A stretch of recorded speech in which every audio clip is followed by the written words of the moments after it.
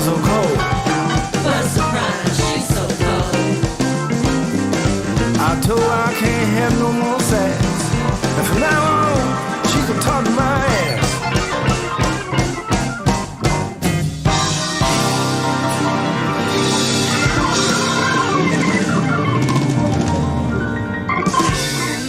Welcome, golan-globus Theater. It's going to be a hot January. Despite the weather, we got all the fucking stars. Seagal, all the guys that'll be mentioned later because we don't want to reveal what episodes we're doing. But, Murray, we start out with a hot track, and I need to throw it over to our good friend, Mr. Kasem.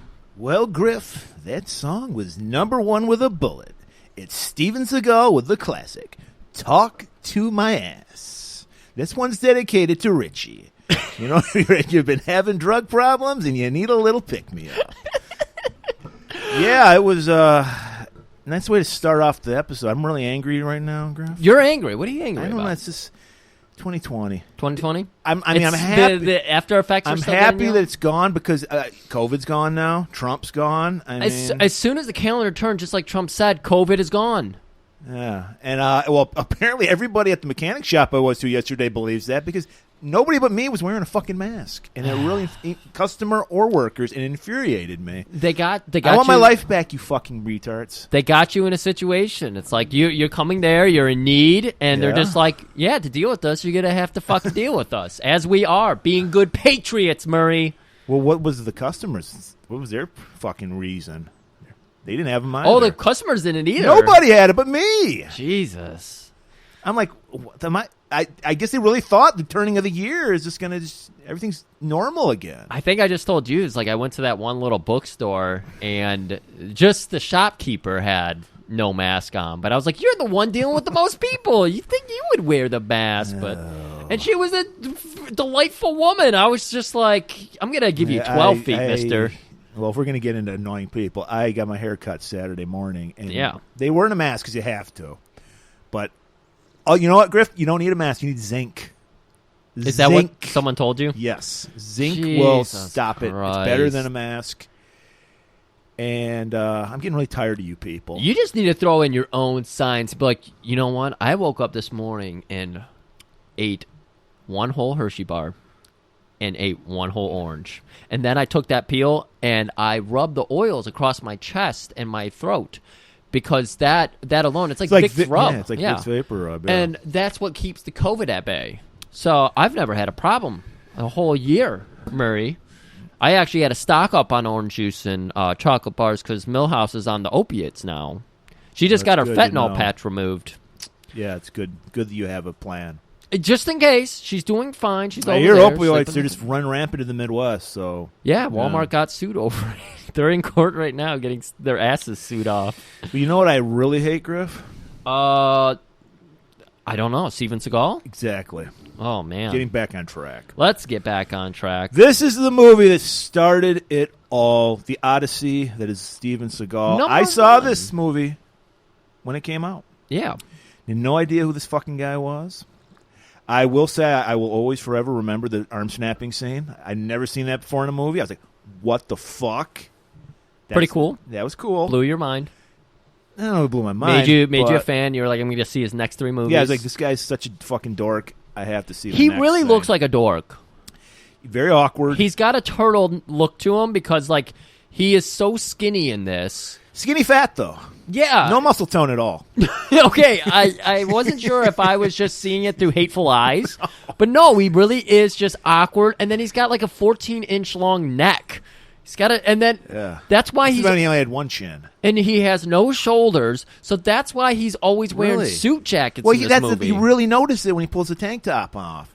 And you're like, holy fuck, I'm 10 years older than he is at this time, and my arms look better than his fucking arms. It's like, put a shirt on. He looks really awkward. And as soon as Warner Brothers saw this guy, I think I have a trivia here. No, I didn't grab that. Yeah, I did. Before getting this part, Steven Seagal had to demonstrate his martial arts skills for the studio. He physically dominated his students, which terrified the executives. You guys, if you go read the trivia on this movie, Steven Seagal wrote 90% of this. There's one fact that made it here. I guarantee you he did not write. But yeah, they thought they didn't know it was staged. I guarantee you that he actually told the studio this was his true life story. Yeah, About being in movie the number CIA. one, not an actor, just some quiet Aikido guy whose Aikido studio was failing at the time because no one gave a shit about Aikido. Well, he didn't have the Nang Chen at the time. And he also didn't have the Nang Chen. He had a lot of missing it's power. scraggly. We could see if anybody wants to see Steven Seagal's real hairline and when he was skinny fat instead of just fat, watch this movie. Yeah, this is the only movie you'll see that. This is but I think Hard to Kill was the next one, and by then he had the Nang Chen and Yep. he had the spray on hair. And, Yep. And he was wearing and the the pillowy pillowy clothes shirts, to hide his bulk. Yep. He's missing a lot of that bulk. All right. What else about him? So this being the first movie, all right. First movie, he gets a writing credit on it. Yeah, This he is a guy produced it. He just He's came one of the out producers. nowhere. Yeah, he gave himself a producer credit too. Oh. So What's his life story, according to him? Trends that started in this movie that continued throughout his career, as far as we know. We've done, 3 movies now? This is the 4th, or is this the 3rd? I don't know. I don't know how many. I think this is only like the 5th. 3rd. You think that's the We 5th? did. Vampire one. Yeah, we did the vampire one. Yeah. Which, Hard to Kill, the Jamaicans. Mark for Death. That was the Jamaicans. Okay. And then the Forest.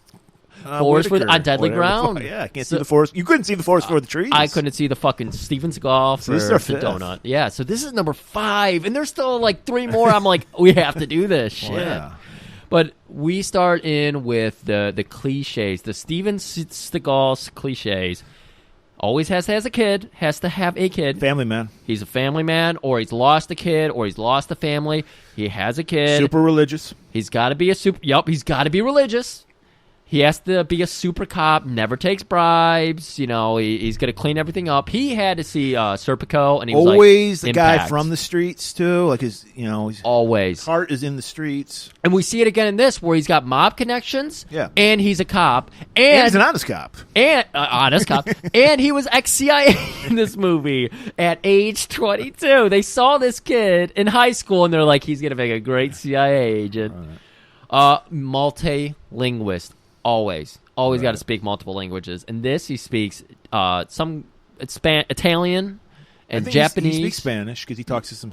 Yeah, some- I couldn't tell because I think they're kind of similar, but I couldn't tell which one it was. He's supposed to be Italian, so yes, from Palmero, Sicily. Yes. He's true Italian, mafia Italian. But so we speak Spanish, Japanese, and of course English. We get a bar fight, as we always do. No hot dog manipulation. No, I forgot about that. No hot dog manipulation, but there is some talk of pork. I forget what Trump always says about the cops. They said about the cops, oink oink, roasted pigs in gasoline or something stupid.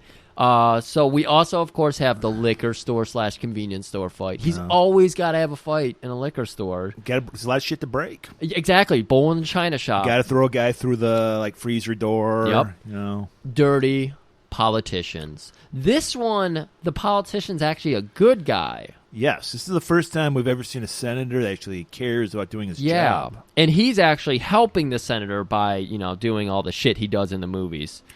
And probably the one time you'll see this throughout a Steven Seagal movie ever. Not every character is obsessed with him. Yeah, he's baby steps. Yeah. Like He was a little, as you'll point out later, there's a lot of body language going on that shows like he was a little nervous on his first movie. Murray, I'm glad you brought that up. That'll lead me into this beautiful point. Mr. Sensei Seagal in this movie, he's got the Will Ferrell, and I think it was Talladega Nights when he's doing the interview, and he's got his hands up. He's like, I don't know what to do with my hands. I thought it was, I forget her name. It was a character on Saturday Night Live, a Catholic schoolgirl. Yes, I can't remember her name either, but it's her too, the superstar girl. Yes. And he's doing the same thing. He's constantly sticking his arms in his armpits. And Did he he did smell this. his fingers? No. Okay. We don't see that. They had Deleted a good scenes, probably. I did not watch the Laserdisc version of this. They had to pay their editor a lot of money because he spliced out all the times when he just smelled his fingers afterwards. I counted 18 different times you see him go from hands at hips to under his armpits to starting a scene with that. There's even scenes where they shot it shoulder up so they wouldn't have him with his hands in his armpits. That sounds like an Instagram montage waiting to happen, Griff. No, that's probably gonna be a YouTube montage. Oh, YouTube? That's gonna Sure. be a quick little Hey, video. That could be a Merman breakdown right there. It might be, but I don't know what much the breakdown from that, other than he's a weirdo. He doesn't know what to do with his hands. All right, let me get out some quick trivia, and then we got to cut to that trailer, Murray. All right. Henry Silva, our hero. Love him. Hate sugar. I Makes him fucking crazy! He's such a good actor back in the Manchurian Candidate. He played an Asian, and no one could tell. I couldn't. I couldn't. I don't know what he's a man of many ethnicities. Yes. He broke Steven Seagal's nose during the final fight scene of this movie. Good. Let's give credit to Was Steven. that payback? Because Seagal's character breaks his nose. Oh, yeah, that's a good point. I maybe we do have to give Seagal credit because he did do a lot of his own stunts in this movie. He did. I was surprised. Yeah. So Seagal was rushed to the hospital and actually came back the next day. He had to ice the fuck out of it so he could do the final shots without a crazy looking face. Well, his face is crazy. Whatever. Steven Seagal personally selected every single last weapon in this film. Yeah, I heard Sho Kazuki was the weapons master on this movie. Of course, so. Seagal took credit for it, Right. but we saw those weapons and we're like, that's a Sho Kazuki weapon. We know. You know a Kazuki when you see it. Yeah. And, of course, he taught all the actors in the movie how to properly draw their guns That makes sense. fast and clean. I'm sure he trumped it. I'm sure that's all he said. I- Fast and clean. Exactly. He trumped it. He was just like, I made it so much better by telling these guys fast and clean. I tell that to everybody about anything. I go fast and... Whatever you do, just do it fast and clean. That's all I ask. I want you to make this transition fast and clean. Oh, so we're going to go to the trailer? All right, everybody. You might think you're above listening to podcasts, but you ain't above listening to our podcast. So sit your fucking ass down and see us on the other side of this trailer for Steven Seagal's Above the Law. Nico Toscani. He's a covert agent trained to survive in Vietnam. He has a master 6-degree black belt in Aikido and family in the mafia. He's a cop. Stop the car! With an attitude.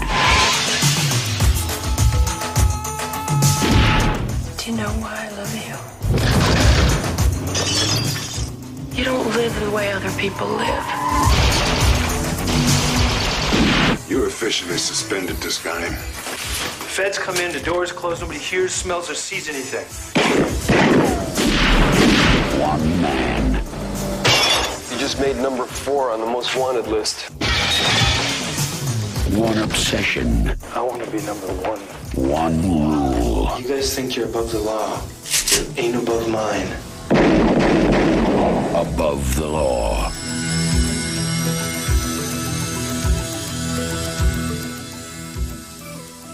All right, Murray, welcome back to the other side. And just Great trailer. Great trailer, and we're introducing a new action star. So, Murray, they actually took up this movie because they were like, hey, let's blend some of your past into this shit.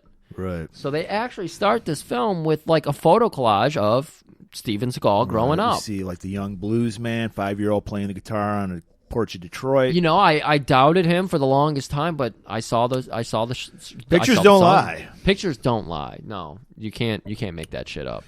He had a little Nang Chen as a kid. Maybe that's what happened. Is like me and my earring in the second grade. He started with the Nang Chen. He saw it when he was reviewing this movie, and he was like, "I got to bring that back."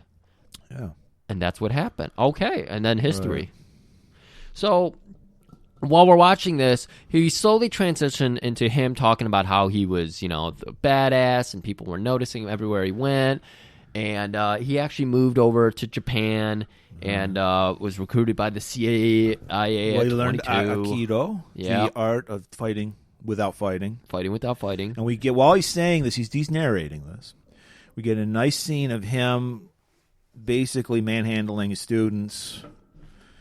Like, they're kind of obviously cooperating with him. He's like, boop, touching them lightly, and they're doing triple flips back. Just like the Matt TV clip. It's just people run at him, and he, And to let you know this is the 70s, he's got some big old pork chop sideburns on. Gotta have those chops. And then, like you said, I think he says in the narration, him and a friend went to an embassy or something, and they met. In his defense, he said the guy was drunk and crazy. But this guy works for the company. That's what me and Griff, we're like. Industry terms. We're yeah. It's the CIA for you noobs. He's like, I have to recruit you. You're amazing. I'm only 22. Perfect age. Yeah. So he gets recruited to CIA, top of his class. Of course. He doesn't even go to class. He's immediately an agent. He's handed a gun and a badge right there. Yeah, well, you see what happened was the officer, the agent, was pulling out his weapon. He said, no, let me show you how to pull out your weapon fast and clean. That's where he learned it. That's where he learned it, The yeah. company. Well, that's where he taught him. But here's the kicker, Griff. This is where he all got disillusioned with life. Because when you're in the company, you see how the world really operates. It's true. That's true. So we get a scene of Nixon, lets you know that we're in the 70s, and he's talking about people think they're above the law, but they ain't above his law. We do the cuts of, like, the college kids protesting and all the people out there beating their heads in and shit, and he's like, yeah, these motherfuckers think they're above the law. And then we cut right back to Nam, right in the thick of it, 1973, Griff. Nice jungle, nice thick, Bungle lush. in that jungle. I'm ready to bungle in that All jungle. right by me. And, he's just like, he's basically Green Beret level at this time. I mean, him and his buddy Nelson Fox. He is so tough that he has to wear a nice scarf. Well, Griff, when you learn this, when you're in war, you go native. And we all know the Viet Cong love their billowy scarves. Yes. I didn't know what was going on with that. Again, Steve, I know, in Middle East, they wear those big scarves. Yeah, that's what it looks more like. It's a Middle Right. Eastern thing, Right. and he's over here in fucking Nam with it. So yeah, he's walking up to this little hut. They have a Viet Cong guy tied up, and our man Rostov is about to come in. Rostov, what the Saigon. fuck? Zagan. Even crazier fake sounding name. Dude, I love this guy though. Henry Silva showing up. Well, he's super deep state.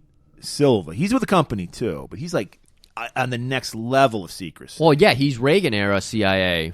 Iran-Contra. He's in there trying to get the drugs so we can sell them to the inner city, Chicago. Well, this is what we learned because, of course, idealistic Nico Toscanini, or the fuck his last name was, he thought we were in there to stop communism, but no, Griff, we weren't. We didn't care about communism. Yeah. We wanted to get that sweet heroin. Yep, that sweet H. So we learned that this is how the CIA funds their operations. Apparently, they have heroin fields in Cambodia and Vietnam. Yep. And he's not even like Nico thinks he's questioning this guy for tactical reasons. He's like, no, you're fucking with my heroin. Yeah, he pulls out a big old fucking knife, and he holds it up to the hostage's neck, and the guy's like, I don't got your H, sir. Check my pockets. And, of course, there's, little bits, a couple grains Well, of course he opium rubs in there. his gum with it. It's like, this is for heroin. This just helps me work harder, sir. I just just numb it in there, and then I fucking go back to Nummies, work. as our buddy here, Metal Sean, told us. And So I got one here, so he goes, where is the load? This makes me crazy! He's just going Henry Silva, kill and it. the guy's not saying anything. He's like, I'm going to cut your fucking feet off first. And this is finally when Sensei steps in, and again, he's wearing the scarf, he's wearing a big old jacket, he's trying to fill out because he's such a twerp. He's a twig. Yeah. Twink. He's a full-size Twinkie is what he is. And you can see he's in the background disgusted because he's just about killing people for fucking America, not drugs. Because he steps in, and he's like, whoa, this is about the drugs? This is supposed to be about democracy and spreading democracy. And then fucking Saigon just goes, who is this cherry? Who is this cherry? He's like, I'm going to torture this guy. He's like, I'm out of here. This isn't what I signed up for. And he runs off, goes, walk! And he walks off. Murray, come on. Saigon is just like, people, shoot this man in the dick. And he's like, you shoot me in the dick? I'll talk to my ass. I'll make you talk to my ass. Is that where that song came from? That must have been where the song came from. So he goes and takes a fucking swing at Zagon and knocks him out. You're right. And then his buddy Nelson Fox is like, get the fuck out of here, man. Let's go. Everyone has drawn their guns and is surrounding him and everything. And he's holding a gun at them, which comes up multiple times. But yeah. He does get pushed off into the well, it's already night. I was going to say sunset. So it's Nelson is he's in the wrestling world. He's a tweener. Yeah. He's not at the face. He's not a baby face. He's not a heel. He's in between. And he's like, look, I'm gonna calm the situation down. Get the fuck out of here. Yeah. And then he just walks off in the jungle. I don't know where the fuck he goes. There's not a helicopter waiting for him, apparently. Who knows? But what we do know, we cut to 1988. sun rises in Chicago, and 10 years later. And of course, like we said, he's a religious man, so he's getting his child baptized. Oh, very, very scenic. Good church. Again, all the shots, all the Who is the locations. godfather? I must say it's a cop with a mustache. And Pam Greer's the godmother. Pam Greer's godmother. Wow, what an outrageous outfit she had on, too. She was. was not in that church because she would have been... It was very 80s. Very 80s. And everyone's just like, oh, my God, isn't this guy like the perfect dad? Like, I love it. They're whispering amongst themselves. You see a really wasted Sharon Stone in this. I don't know. I guess she wasn't really that famous at this time, but a thankless role. She's in it for like 10 minutes. Yeah. She's just the wife that's like, Nico, why don't you just stop this? Yeah. Hey, at least she lived throughout the whole She movie. did live. Spoiler alert. She lives through the whole movie, which in his later movies, they all die so he can pursue another love interest. Right.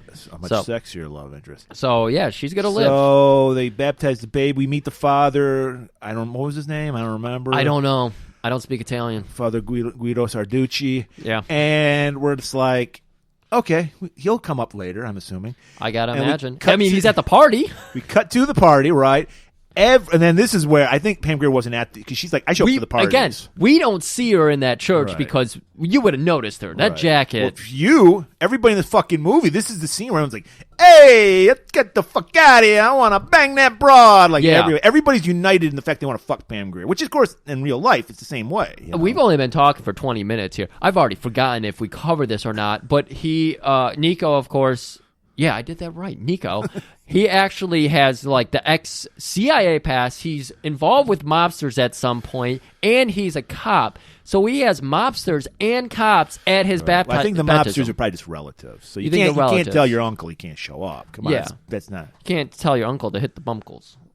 So all the mob guys, they're hanging out, and they're like, hey, here comes... Oh, no, they were cops, weren't they? There were cops on one side, mobsters on the other. No, it was the mobsters who were hitting on Everybody Pam. was. Everybody in this scene wanted to bang Pam Grier. I don't know. But either way, they were just like, oh, man, look at this. The baby was like, Mazon, I want to breastfeed on those. That's when Nico was like, that's my kid. That is Ship my off kid. the old block. So they're fucking hitting on her hard, and then the Guidos or the mobsters are like, look at those fucking pigs and clean? Pigs in a blanket, roasting. Are they hitting on her fast and clean? Fast and clean. Was that the phrase? Yeah, fast and clean. They rounded the corner and just hit on her clean. Real fast, real clean. And she's sexy. She's Pam Grier. She's like, oh, guys, cut it out. Yeah, looking amazing throughout the whole movie. Wasted in this movie. Should have been much more relevant in it. So she walks through. We get some nice contention between the mobsters and the cops. But then Father Salami comes over and he's like, boys, let's get a sandwich and just have a truce for the day. So Pam goes over to the not newlyweds, but the proud parents. Baptized, the proud parents.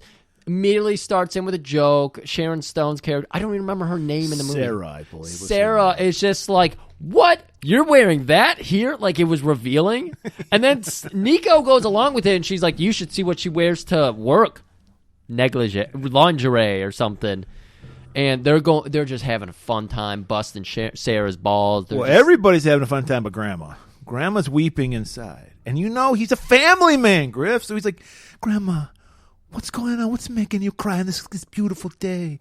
She's like, oh, Nico, my granddad, she's doing the drugs with the grease ball. And he's like, over by the bakery. And he's like, I'll check that out. Don't worry about it, Grandma. He kisses her, and then they're like, oh, what a great family guy. He has changed 3 times within 3 minutes here. He was wearing like a tux at the baptism. Then he switched out for the party, and now he's switching out a 3rd time to go to work. Okay, it's crazy.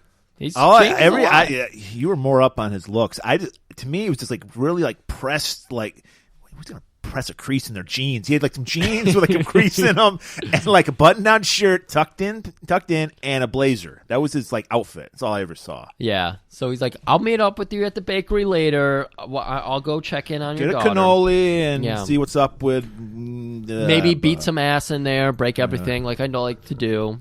So they're just driving around. This is Nico and Jax, as he likes to call Pam Grier, Jax. Yeah. Jackson. Dolores Jackson. So they're just driving, and in the middle of traffic, he just stops, and he's like, "I gotta go do the old whiz bang right up in here." She's like, "What the fuck?" And he takes the keys. He's like, "I know what you people do." Come on, Sensei. Come on, just calm down. Well, we got to say she's a week away from retirement. This is not retirement, a promotion. She's moving up. Is she? I thought she was going to become like a DA. She is. Okay, that's so involved with the police. I think it's just moving up. That's state law. Yeah, that's state. Yeah.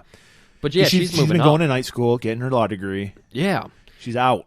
And so he takes the keys and he's like, "I'll crack the window for you." So he rolls down the window. It's electric windows, And we sit with Pam for a minute. A nice young gentleman comes by and he's smooth walking up to the window and he's just like, "Hey, little lady, what are you doing around here?" And she whips out the badge and he's like, "Good for you, sister, but I'm clean. Stay the fuck away from me." Hey, lady cops need love too.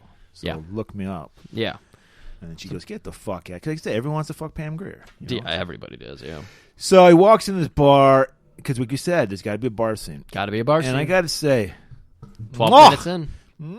On the casting of the bartender. Dude. I wanted this guy to die the first second I saw him. He has like fading brown hair, so it's like gray and little bits of red. It looks kind of like shit. our buddy Dennis's mullet. It was a salt and pepper mullet. Then he has black eyebrows, black. He has a face like a fucking rat. And immediately he just like smells like pork in here. What are you doing? He's hammering them. And this bar is kosher. No pigs. Great joke. Great. Sensei couldn't come up with that. They're all just busting his balls. We get a nice shot of Michael Rooker from Guardians of the Galaxy fame and Walking Dead. I think he says it smells like pork joke. Everyone's making pork jokes. These are low-class people, though. They don't get jokes. And he's like, "I'm looking for Regina. Regina. Anybody seen Regina?" And like, "We don't know." Oh, buddy. And he pulls out this picture. "Look, I saw the top of her head. Hey, yo!" Oh, and you don't do that. So Seagal always does this thing because he reads the Bible where he says, "Just turn your cheek. Turn your cheek." But then Seagal Talk to the ass and turn your cheek. Just like our hero last week, he has a loophole. He turns his cheek, but he does a 360. So he's like, "I turn my cheek, good Lord." And then he fucking starts hammering this dude, slamming his face on the bar. And he's like, "Oh, you look a little thirsty," and slams it into a shot glass. Got shards of glass coming out of his eyes. Got eyeballs just bleeding out. He's like, are you talking yet?" And finally, he just reaches over the bar and grabs that bartender. Well, guy pulls a gun on him. That's right. And he guy just bitch slaps the gun out of his hand, Macho Man style. And he takes it and holds the gun to his forehead. And they're like, "Look, okay, I think we know Regina. She's upstairs. All right, stop fucking my bar up." Yeah. So he goes upstairs, and see.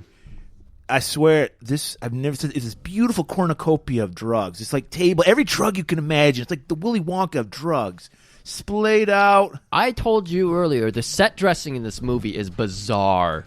When we went into the kids' room earlier to hear about the grandma and missing Regina, great name, great casting. All the kids' toys are on the dresser, as if they just put the kid on the dresser to play. So when we see this drug table, there's instruments not even involved with drugs. There's a lemon there was a citrus stethoscope squeezer. for some reason. I don't know what that was. Maybe it's like you get high and you listen to a person's heart, There's fucking pencil sharpener.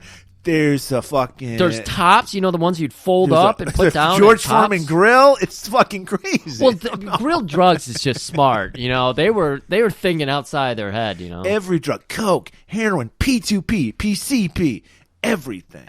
And they're giggling. They're smoking crack. They're smoking crack, but they're smoking it like it's a pipe, like your grandpa's tobacco pipe. When I'm pretty sure you light the bulb underneath, right?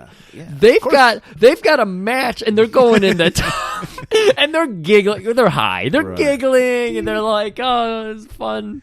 And of course, Nico just kicks the fucking door open, goes right up to that fucking dirty meatball, and just grabs him by the throat. And Seagal, he has to, even now, he's like, "I gotta have this huge presence." So he's picking the guy up by his throat and just. She's like, "Nico, what are you doing? Stop it!" Oh. Is that your homework over there? Yeah, it's my fucking homework. This is history. And she taps her track mark. She's like, "This is algebra."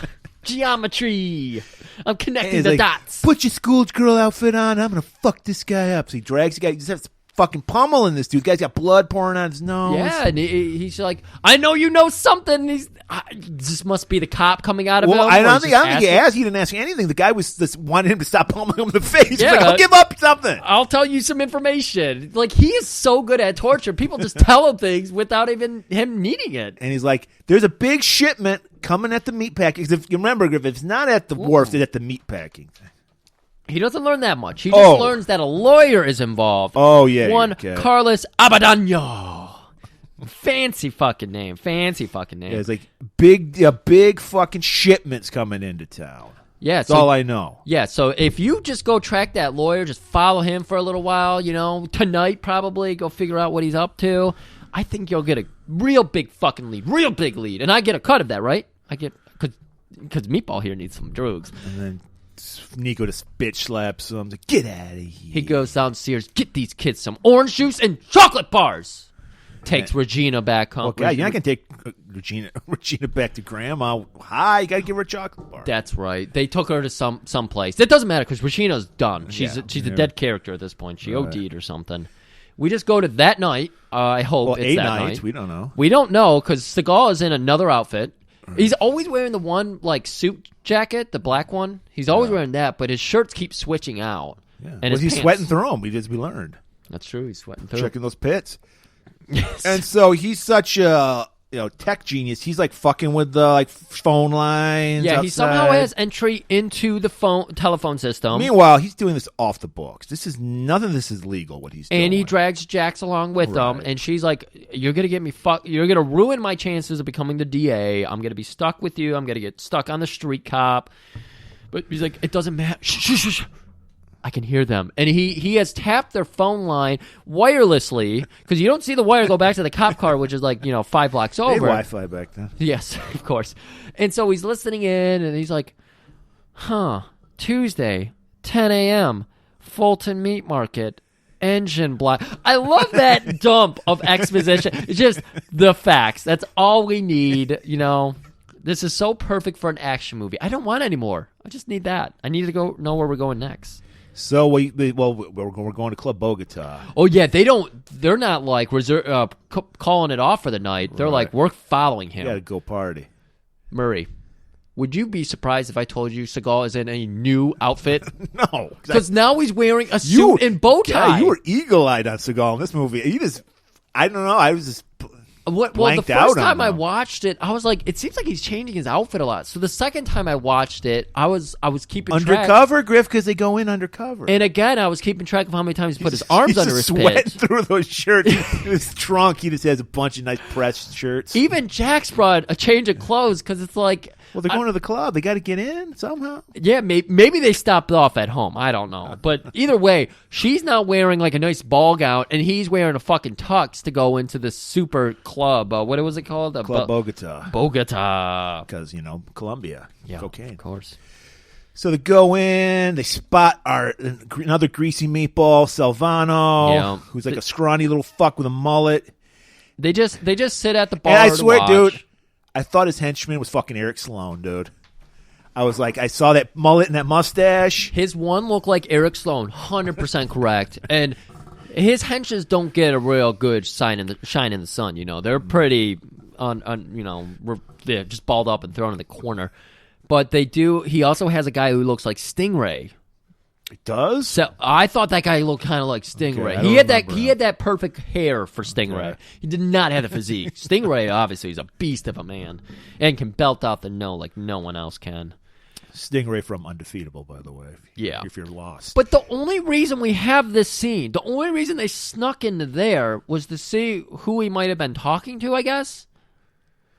Because all we do is reaffirm that Tuesday night they're going to be doing the deal. Right. Well, I guess we're supposed to find out who the lawyer is working with. Okay. And it's who this client is. Okay. So, yeah, we see that it's Salvano. Very complicated, unnecessarily plot to this movie. We didn't need this. We didn't need it. It was just to see Steven Seagal in a fucking tux. And dance, because he does a little salsa dancing with Jax. That's right. I forgot about that. Because he's like, relax, baby. Because she's like, all right, is that Silvano? Because apparently they know who this guy is. Yeah. And then he's like, let's just dance, let's groove, baby. God. And, just like a wrestler, he always has wet hair. It's dripping. It's a lot of product. It's like all stringy. Yeah, I do like when he because again he did all of his stunts, so it's like you see him at times when like the strands are shooting out to the side stuff. There was that one scene where he's outside and you see the wispy strands like blowing in the wind. He would have worked a lot better if they didn't try to make him look so badass. He's just a string bean, and he has the scenes when he fights in the jeans and the tank top, and he just looks so weird. Anyways. We just learned we got this is the head goon, they're thinking, Silvano, and they're like, all right, well, tomorrow we'll get the sting ready at the meat market, because if it's not the wharfs, it's at the meat packing place. It's just always near the wharfs. I mean, they called up their friend Ginty and Steve James. They're like, hey, Exterminator, we hear we got some people coming down, so we're going to go undercover with your meat business. So the whole thing is, they're like, they got everything set up. I don't remember what his buddy was, that fat cop guy, but he's like on the roof, Franco. Yeah, Franklin. And he's just like, hey, I just spotted some feds. Well, no, he didn't spot him. Of course, Nico spot Murray. Come on, this is a Steven Seagal movie. They have these giant earpieces, bright white earpieces on. They're supposed to be undercover, like meat packers. Yeah, giant. Him and Jax, but they're like, oh, the feds are so sticking out. Yeah, exactly. And they've got all the cops on the rooftops and everything. Franklin is wearing what can be described as a satin button-up jacket, one of those old 90s jackets. Right. Were they satin? Did I get that? I probably got that wrong. The baseball jackets were like satin. Okay. Yeah. So he's wearing one of those. It's probably bright, a Cubs jacket. It's bright-ass blue. Yeah, that would make sense. And it stands out like a sore fucking thumb. He's up on a rooftop like, hey, bud, what's up? Talking in a walkie-talkie, hanging over the ledge. While eating a fucking sausage, because it is Chicago, everybody. So, yeah, and this is when Nico is like, hey, man, what's going on? I see feds everywhere. He's like, yeah, those boys, they caught wind of this whole deal, so they just, they're swooping in. They're hot dogging. Yeah. Because they want to steal this bus from Nico. Oh, man. And he's like, it's like a zoo here. What's going on? They're gonna see us. They're gonna spot us. It's like, it's okay. These dealers, they're really fucking stupid. So just as he says that, he's like, shush, shush, shush, shush, shush. Here they come. And he's like, for some reason, he puts the walkie-talkie down and screams, hey, Nico! Is that Silvano? Do you see his car? And that sets the feds off. Well, no, they see the dealer roll up, and then finally, the feds are like, oh, is that guy? Yeah, that is him. So as the dealers roll up to get out of their car, the feds have rolled up, and all hell breaks loose. Gunshots everywhere. Silvano jumps in his car to take off with Eric Sloan, and Nico's like, oh, you're not getting away from me. And he leaps. Well, first of all, he tries to block. He stands in front of the car, starts shooting at Silvano. Because he's going down like an alleyway, right, which is just wide enough. So, yeah, he's shooting at him at first, but apparently he's tired from the running or something, so his aim's not 100%. But he's like, I got a backup plan. So he jumps up, gets his ankles clipped. You think he's going to roll all the way over, but no, he's too good for that. Just pierces his fingers into the hood of the car. Must have been a soft top or something. And unfortunately, Eric had blown his load, so he has no bullets. He's just like, I can't get him. Well, he had 2 shots left, and he somehow missed both. If there's one thing about Steven Seagal, is he's still a 6'4" man. He's tall as shit. He misses them somehow. It's like, how hard? I'm pretty sure you would hit at least at a 90% clip if someone was on the roof of your car. All I can say is I'll give kudos to Seagal. He's actually really on the hood of this car. Again. Or not the hood, but the top. Yeah, again, we do have to credit him for that. So, and he reaches down. He's like strangling Silvano. Yeah, because there's obviously the person driving and Silvano in the passenger seat. And he's like, pull over, strangling me. And so they just pull over. Yeah, so the cops, come through. They capture Silvano and everything. We don't stick around with them because we got to follow Nico back. He's got to go see that engine block for himself. Right. And the guy's pulling off the lid. I think this was his friend Luke, I want to say his name was. And you see him later on. Him and Pam work together with him later on. But he's pulling up the engine block, the top of it. And like, he's pull just out like the pistons, and we see in the hole where the pistons go. Yeah, you expected to pull out some of that sweet H that our friend Meatball had. Right. But no. He pulls out C4. And we, of course, Nico knows immediately what this is. He's a company man. Hey, Nico, what kind of high is this? The high that blows you sky high. Oh, Jesus Christ. That's probably a Seagal joke he added in there. So, yeah, he's like, C4, I know this shit. It's to blow you up. So now it's like, what are these goons up to? And we cut to that night. We're going to some shady hotel. It's not shady at all. It's fucking upper class. It's like beautiful. Where the 1% live. Yeah. And we see these guys, they're the feds, and they're talking to somebody. Were they talking to Zygon? I thought it was Zygon's voice coming through. I couldn't tell. But he's just like, they're like, we're thinking, okay, the feds, that we this is before Trump. We didn't know how deep the state went, guys. We thought we could trust the feds in 88. We needed someone to come drain the swamp, and thankfully we got Donald Trump to do that. And we're assuming they're just like, all right, we're going to know where we're going to bring Silvano to bust them. But no, they're being told over the phone, let him go. Yeah. And so Silvano walks out, clicking his heels, and he's just like, dude, I thought we were fucked this time. And maybe it wasn't Zygon, because Zygon's in the building. Yeah, I know. I know. It makes no sense, but it sounded like it. Okay. Whatever, who cares? Either way. So Zygon actually steps out from behind a pillar, and he's like, no. Hair a little gray, so we know time has passed. Time has passed. No more problems from you. He does this crazy Stop sugar being eyes. the sugar in my coffee! And he's like, whatever you say. You can see he's scared. Like, he knows Zygon means business. Yeah, Zygon clearly means business. So let's go back to the police headquarters.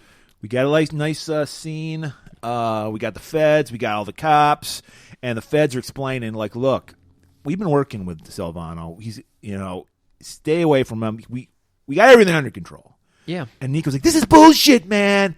And then fucking, was it Franklin? Was that the guy? Yeah, Franklin with the mustache. Franklin, he just goes, keep it in your pants, Nico. Because he knows, like, Nico's whipping his dick out metaphorically and literally. This is the closest thing Franklin has to, like, the character that adores him. But they're kind of on the level. Like, they're equals here. But yeah. Well, they shouldn't be, because Franklin is, like, his captain. But, yeah. Franklin is just like, hey, keep it in and your like pants. Nico, he's like we said, he's a straight arrow cop. He's like, this is bullshit. And he just walks out, slams the door, and like Franklin, like when you're in a position of power, you got to go with the flow sometimes. He's like, hey, this is a Fed thing. I'm washing my hands of it here. Keep your dick in your pants. I need my 2 hands free for all the sausages I want to eat later. But of course, Nico's like, this is bullshit. I'm going to go on break for the next 5 hours. So don't even try to call me. And where does he get a break to? Straight over to the old restaurant Bogota. Bogota. Bogota. And we see the little Coke boy from earlier. Yeah, Meatball. He's a bus boy at this place. That's why he knew about what was going on. That makes sense. And he's out there smoking in the boys' room, smoking by the dumpster. Somebody's getting a blowjob on the other side of the dumpster. And we see Silvano come out. Hey, slaps the fucking cigarette. What are you doing? Watch somebody get their dick sucked. Get to work. And he gets in his car and he takes off and he goes to the church that Nico goes to. The very same church. Well, he hasn't been going there very much, as we learn later in a line. They barely slip in there. So him and Jax actually show up to the church. And we got Father Gennaro there. I thought it was Father Salami was his name. It is Father Salami. What? I really fucked that name up on the notes here. Yes, Father Salami. Let's just correct that real quick. And the show still how religious and respectful Nico is. You notice when he came in, he did the fucking little dips his hand in the holy water, does the sign of the cross. Do you know what he did right after he did that? Hands in. He did the cross, and then he went hands straight to the pits. So they're just like slowly like walking around the perimeter so they can keep an eye on Silvano. And as they walk out, they're like trying to go back and follow him, but the father, comes out and this is where he asks them for help. 4 times in this like 2-minute scene, he goes hands down, hands pits, hands down, hands pits. Well, he's feeling nervous because this is like his priest, Yeah, and he's really ambitious to get Silvano. And he's like, look, I got I got a favor to ask. Can you like whatever you want? You're the Godfather. So they go downstairs. For some reason, he shows them a door where the lock was broken up. I thought this was going to be some robbery. That doesn't play it into the fucking I thought movie it was at all. a robbery too. I was like, okay, it's a robbery. It's like, oh, by the way, if you can, like, this shit, can you fix this shit? Also, if you don't mind, I'm doing something highly illegal. You want to check it out? And they go in and we find out, and this is before Trump again, guys. This is when you could get away with hiding refugees. Exactly, yes. So we got some well, what's the gang, the Mexican gang we're all worried MS-13? about? MS-13. Or is it just M13? I don't fucking know. I don't know either. And we got kids in cages, and we meet Father Thomasino, and he's kind of like the leader of these people, kind of, because they're from everywhere. They're from fucking all over Central and South America. And Chile, they just Guatemala. want what we all want, the American dream. They just want the American dream. They need a better life, and they're going to offer it to them. So they quickly close the door on that. And all he does is go like, look, I'm doing something illegal. Okay, that's it. You can leave. That's it. That's it. Like, there is no build up here. He doesn't ask for help or anything. Can you He's just like, hey, I'm doing this. All right. He's like, woo. It feels good to tell somebody that I'm doing something highly illegal.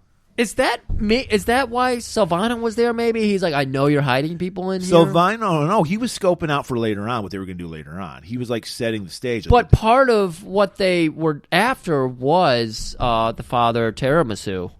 You could be right. Yeah, maybe sure. that's why the door was broken in because they looked in the wrong door. Okay. Because I don't know. This is a very convoluted, that unnecessarily had to be why convoluted. Silvano was there to say like, I'm gonna get Tiramisu and you're gonna help me or. Thomasino, you mean? Thomasino. Tiramisu. Well, every I character actually had some tiramisu the other day. It was good. Tiramisu's great. It's good shit. Good shit, pal. But so as they're walking out again, Seagal's got the hands under the pits, and the father's like peppering them, like, "What was the last time you convinced Nico?" And he's like, "I'm married. I don't have anything to hide." And he's like, "I need you. I'm gonna go ahead and allow this, time past your last confession, but you got to be in church on Sunday." Because we know Father Salami likes to stroke the salami to hold his confessions that Nico has. Oh Jesus! He's like, "Who you banging this week, huh? My wife." So yeah, he's like, they're busting a little priestly balls. Yep. And he's like, "I want to see you in church." Yep. He's like, "Okay, you'll see me. You'll see me. Just stop talking about my balls."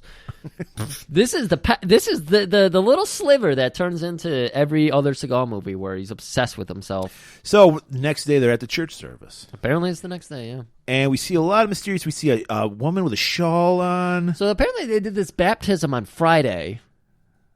Because that was Saturday. Now it's Sunday. I don't know. I don't even care. We've seen day and night. Murray, I try to keep track of this. Everyone is very concerned about outfits that Seagal is wearing. And not everybody, just you. Just me. And so it's a regular church service. I don't know. Maybe it's a Tuesday. Yeah. Sure. And we see a very nerdy white guy. Doesn't belong there. He's not Italian. What's he doing here? But we just spot. That's why he stands out like a sore thumb. Because a nerdy blonde white guy, look kind of like Franklin from our without a mustache from our No Street No Surrender 3. I'll give you that. Episode. And there's also a woman in a shawl there, looking very. She's got her eyes looking very Muslim. Yeah. I was very distressed. It's like, what is she doing in a Catholic church? And her eyes were darting back and forth, and just like The Simpsons with the suspicious looking dog, it was like this woman's on. She's up to something. So, yep, just the whole sermon's going through. Nobody notices but Nico because he's like, wow, that woman looks Muslim. I'm going to watch her. And thank God he did because she just leaves like a shopping bag. Well, it was in the middle of the sermon. She gets up and starts leaving. Why would you do that? She notices Nico notices the little brown bag. Yeah. And much like Invasion USA, he's like, Sir, you forgot your bag. And he's like chasing and then he goes to do that. And then, boom! He's like, get down! Throws himself across his wife. While that's going on, the church service, the service is ending because Father Salami's walking down the aisle. Yeah, you're right. And he gets blasted by this fucking. He looked really fucked up by this. Yeah. Like he was standing over the bag. He looked really close to it. He's like, what's in there, man? And it blows up in his fucking face. And we get a nice, artistic shot of Nico holding. It's like Mary holding the body of Christ, the Piete. It's very artistic. It is very artistic. He loves to envision himself as being like some kind of religious martyr or something. So we're going to go right to the hospital with everybody. And his mom, who he actually was helping also in the church, she ended up getting some shrapnel in her eye. Right. I don't know how it got through those fucking glasses she has on. Those things look like they can block the sunlight. But somehow something wedged its way into her eye. So Nico is there just to make sure everyone's okay. And, asks Jax, of course, to go back to check on those sanctuary families. Because they're like...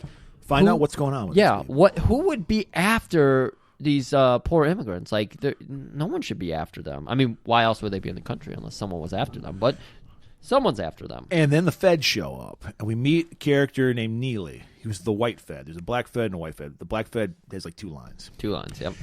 And we're thinking, there's something wrong with this guy. Oh, yeah. Well, Nico's suspicious of him, so the audience is suspicious of him. Was it Neely Fox? Was it? Wait. No. Fox was his friend. Yeah. I don't remember this guy's name. I don't think I ever... Oh, Neely. Yeah, I just fucking said it. I just read it like 5 times. Oh, my God. So Nico's like, I need to have a word with you. And he's just like, that was C4. I know it. I've used it. Nothing blows like C4. And he's like, and then like Neely's, he's like, hey, back off, buddy. I'm a fed. You can't talk to me that way. And he's like, and then he's just like, well, what if this happened or that happened? Don't just say it. Did Nico think did he know? Did he say Silvano was the guy who did it? Or because he would, because he saw Silvano at the church earlier. So he thinks Silvano did it. Yeah, no, he's absolutely throwing Silvano in his face. And Neely's like, look, we're working with Silvano, so I don't know what the fuck you're talking about. Yeah, he starts throwing some whataboutisms in Seagal's face. He's like, look, I happen to know about your police record. You're always barking down the wrong tree. Barking up the wrong tree? Barking up the wrong tree, I believe is the saying. So he's just hammering Nico with him, and Nico, because he doesn't know how to control his emotions, he fucking just slams Neely's head into a locker. He's like, I just gotta say one more thing. Take this to the bank. The blood bank. Then he just putzes right off and heads straight to Club Bogota. Because that's where he assumes Silvano's going to be. Because as far as he's concerned, Silvano did it because he saw him at the church earlier in the day. Yeah, and this is where we get kind of a montage. We get it's hitting the streets montage. Nico hitting the streets. Dual montage. Yep. And then we have Jax hitting the streets. But Jax first hits the morgue because she's like, that white boy, what the fuck was he doing there? Yes. So she sees and she learns that he was an aide to the one honest senator in Washington. Seagal loves a senator. And we learned that this senator, he's all about shutting down all these drug trades that are funding the agency. Yep. And he wants to shut that shit down. And she's like, that sounds interesting. And so, after and of course, Nico, he's a man of the streets. Yeah. So he's a speak, que pasa, and he's doing all the black handshakes, and he's just like fitting in. Yeah, this is where he was hanging out with like a pretty mixed race gang, but it was mostly they're like, always mixed race. Have you learned anything from these movies? Every gang he like rolls up on or troubling looking fellows, they're always mixed. Street race. gangs are the most diverse people you'll ever meet. But he, like you said, he's like just laying it down with them. He's like, "What's up, homies and essays?" And he's buying them churros. You people like that, right? What was the best part? Was when he was telling black people, like, "No, this is how you talk" or something. Oh, okay. I'm gonna sound like an asshole now that we can't remember what it was. So many Seagalisms. But I don't people know. have said on the sets, he'd be like, "No, this is how you talk." So anyways, after all that hard police work, he's finally ready that billowy jacket to peel off that fucking giant leather jacket. And he's like walking down some alley and he's just like, oh man, I didn't find any leads today. Those fucking pathetic string bean arms of his. I'm surprised he did it. This is when we first get to see those little string beans. And this convertible rolls up with 4 guys in it. And they're like, hey, I think you're looking for something. Yeah, I am. Well, fuck yourself. And then a guy pulls out a gun on him. Right. And they all get out of the car. And Nico I'm surprised he didn't get on his knees. This was... You gonna kill me? You gonna kill me? I'll get down on my knees. Put the gun to my face. Yeah. He didn't do that. That was Seagal in the next movie and then on. But this time, the guys were just like, no, we're gonna beat your string bean ass. So the guys try to go and surround him, but we know Sensei Seagal. He's a fucking master of Aikido. Right, the art of fighting without fighting. So the guys start running at him, and he just starts flipping him over. Because One guy has a fucking machete. Yeah, that's right. And he disarms the guy and starts hacking the shit out of people with the machete, murdering people on the streets. Yeah. The guy with a gun freaks the fuck out. Yes. So he's ready to take off. Nico grabs him. Oh, man. Well, the guy does take off. The one guy does get away. Oh, and this then- is the world-famous Steven Seagal. I already put the GIF up on our Twitter. Somehow, I'm an Aikido master, which means I have some fluidity with my limbs and Maybe wrists that's what and it hands. is. And yet, when he runs, he doesn't know what he's doing. He's wacky inflatable arm tube man all of a sudden because he's all His over. arms are flailing. It is incredible. Like, I don't know. We all know it. We all know. If you've seen the GIF. I And if don't you haven't, know. go to our Twitter because I put the GIF up. It's the art of walking without walking, running without running. Without running. Because it's just like, what? Like, apparently this is a thing.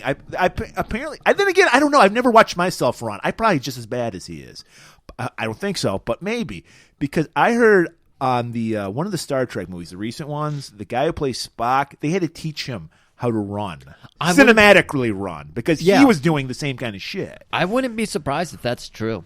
I mean, he obviously. I mean, Tom Cruise, he knows how to. It's like, I was just gonna say that, when you're thinking like the overture window of running, I don't know if that flies, but if you're thinking of the cold and hot of running, on the far, far, far dead end, you have Steven Seagal on the left and Tom Cruise on the far right. Like he's Usain Bolt is like Tom Cruise is faster than me because that's how good he makes it look.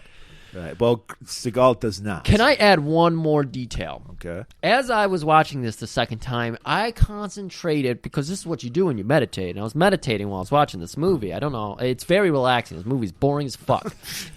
And Put me I'm to watching sleep, yeah. this running. And when they do the perp running, who does run moderately, he runs well. But his breathing is... And then they cut over to Sensei, and you hear a waterfall. And he does not struggle. He doesn't have veins. He's got veins popping in his neck, but you just hear these Maybe he knows something we don't. Maybe. That's the way to properly run. We're laughing at it because it looks stupid. But thank the fucking maker. Maybe he prayed to the J-Man while he was chasing down his perp. I'll give him points. He is running, though. That is Steven Seagal running in these scenes. The shot was even kind of cool how the camera was like in a car or something, and they pulled out, and then they moved along down the street with them. Right. And finally, they finally cut that shot when they like tackle him. Well, he trips over on a patch of grass because the sidewalk's broken. We know all about broken roads and sidewalks around here. Trips. Nico gets on top of him, starts fucking slapping him, asking him what he knows. The guy's like, I'm not going to say anything. And then slaps him. All right. Silvano is behind it. He told us to kill you. And it just so happens that 3 black gentlemen and 1 large white man are hanging out, and you hear this awful voiceover, hey, that looks like my friend. And then this guy That looks like my friend. This guy just Is that my friend? Yes. appears. So Sensei, after he's done, he looks at this perp's wallet and he finds his address and immediately commits it to memory. And he's like, if you've lied to me here today, I will kill you and fucking boil your balls in your own kitchen. Comprende? Turns around and that giant fucking goon is standing in his face. And he's just like, you've hurt my friend. What are you going to do about it? And Sensei's like, I ain't got time for this. And he fucking hauls off and slugs him in the chest. Little string bean arms. Ugh! But he knows that hit him in the proper spot. That's and right. He collapses. And then he walks over to the 3 black gentlemen hanging out. And they're all like, my man. And Sensei is just, he's a man of the street. So he's like, have you guys seen this new handshake I invented? And he's elaborate handshake. Even the black guys don't know what's going on. That's how black it was. Yeah. They had a boombox that wasn't working. Sensei Seagal slapped it on the side, fawn style. And he's like, working. what up, my brothers? And then you go, high five. He low five. busted out a down couple- low. Too slow. He pulled it away. Did a couple rap bars for him. Because great. that's, again, Sensei thinks that's what all black people do. So we cut to Sensei's at home now. Nico, he's in bed with his wife. Gets a call. Who could it be? Why, it's our old buddy Nelson Fox. His old Nam, but he's talked to him since Nam. And he's like, Nico, back off. You're in deep shit. You do not want to get involved with this shit. And he hangs up. And then Sarah, she's like, who was that? Oh, it's nothing. It's my buddy Nelson. You know, he calls me when he's drunk sometimes. He gets drunk, he forgets where he is, and he calls me to ask him to bail him out and tells me about how hot I am and how great I look and how my arms aren't string beans, but actually they're quite like, some kind of broccoli because they're just bulgy and weird. And he's like, baby, you look really tense. Let me fuck some of that tension out of you. And then this is where fucking Sharon Stone earns her fucking paycheck. She has to kiss fucking Steven Seagal. Yeah. Fortunately for her, that's the cutaway. Yeah, they fade to black as the lips get closer and closer. And then we come back to, we got a rap at the door downstairs. You can't fucking knock. You can't knock. Mel, calm down. You can't knock in this house. She's fine. So anyways, we get a knock at the door. No more fucking knocking. And it's the police. And they're here for Nico, and he sees all these people outside, so what does he do? He turtles up. It's not the police, the feds and the police. The feds and the police, because the police are definitely there, because they're like, no, guys, he's cool, I vouch for him. He's waving a gun at them. They're worried that Nico's going to fuck these feds up, because you know what a badass Nico is. A good thing. He can't keep it in his pants. It's a good thing that he's the right color, because this could have been a Breonna Taylor situation, I'm just saying. Because he is waving a gun at all these police officers. But, they know him, so... He hands over the gun, and then they start trashing the house, searching for shit, and they find these cassettes he made of the phone taps, which doesn't play into anything later on, but they do find them. Yeah. And they're like, this is all illegal. What the fuck are you doing? These are illegal wiretaps. He's like, I'm just trying to do what you don't have the balls to do. And they're like, you're coming down to the fucking station with us. Yeah. And Sharon Stone's flipping out. Like, you're knocking my kids' toys off the fucking shelf. Dresser. What the fuck? Who do you think you are? Oh, and of course they get down to the station. The feds pile in. You see somebody hauling in a prostitute in the background. You got to have that. Oh, you know what? This is where the bartender was hanging out, yeah, too. He was. He was filing a complaint weeks later. This is 4 to 5 days later, and it is 4 a.m. First of all, there's absolutely no point to ever see this character again, but I think the director's like, this guy's such a Weasley fuck. We want to see him die so badly. I have to put him in more scenes. Yeah. Because he comes and play in the end. He's like, why is he with these guys? Hey, the director saw exactly what we did. This guy is a star. You just looked at him and you're like, I need something to happen to him. He's he's a white alien. Your eye is drawn to him. Yeah. But you want to see him die. You want to see Alien kick some ass. This guy you want to see die. So this is amazing because he's just now filing a report, even though he was handcuffed and taken in the other day when Nico came through. This is how corrupt our system is, Griff. Even not cops, but crooks can file against good, upstanding citizens. Exactly. Bullshit. So he's in there, and he's giving the report, and he's like, this is the guy I was telling you about. This is the patchouli. He's just a piece of shit that I just want you to squish like a noodle on the fucking floor. Such a way with words, Griff. The picture you just painted for us. So they take him into another office, like, oh, pipe down, you. And they're like, look, all this shit you're doing is illegal. It technically is illegal. It is. Only the president could get away with this kind of shit. Exactly. And he's like, hey, I'm just trying to clean up the streets. Nico, we're going to need your gun and badge. You're suspended. And he's looking around for his friends in the room because Franklin's in there, and I think another, Chicago cop's in there. Yeah. So he looks at Franklin, and he's, are you in on this? And Franklin's face, you can read the face. My hands are tied, Nico. I don't know. You gotta he's got a sausage in both hands. You gotta give up your gun and badge. His hands weren't tied; they were fried. And he's like, I got grease. I can't touch your gun and badge. My hands are fried here. Put them over there. Just put them over there. And he disgustedly puts him there, throws a napkin at and Franklin walked. They let him go though. He did kind of illegal shit. They just want his gun and badge. That's all they care. Yeah. And so Nico, he's like, all right. Which, of course, this is as in a movie cop. This is the scene you need because now I can do tons of illegal shit. I can do whatever, and they'll go to jail. He never checked in with anybody. He doesn't have a police the radio. He doesn't report to anybody. He does whatever he wants already. But now he's like, finally, I'm untethered. So he heads down to the park where he's gonna meet up with Jax. and Luke, I think his name was, who are going to give him a little bit of an info dump about the sanctuary people. We learn where they're from. They're from like Central America. I think they were just escaping this drug shit or something. Yes, I believe that was it.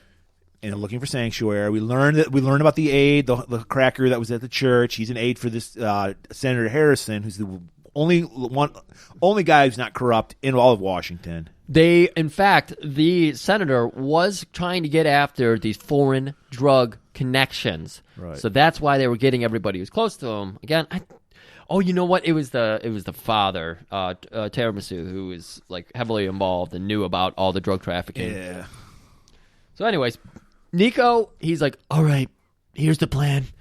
Of course, he's got his arms under his hands under his armpits right now as he's giving directions. He's like, Luke, I need you to get my family to safety. And of course, I need your gun because you don't need that. I need it. He's going to head over to that sanctuary in the church to figure out what's going on with Father Tiramisu. Yeah. So, because we learned that Father Tiramisu had these papers that we're going to blow a whole plan out of the water, put everybody in jail, and he was going to hand them to that senator's aide, that cracker that was in the fucking church. That's why he was there. Yeah, that's what the bomb was supposed to be for. Supposed to kill him, right? Yeah. And unfortunately, Father Salami was collateral damage. You know? we did a great job naming these characters. These are great names. So like what.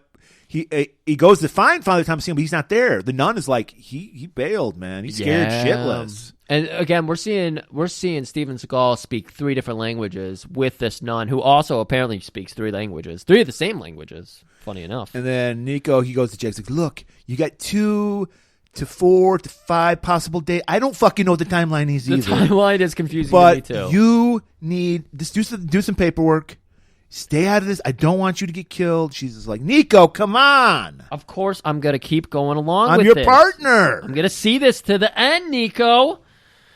And so Nico's like, okay, whatever. Hops in his car. He's driving.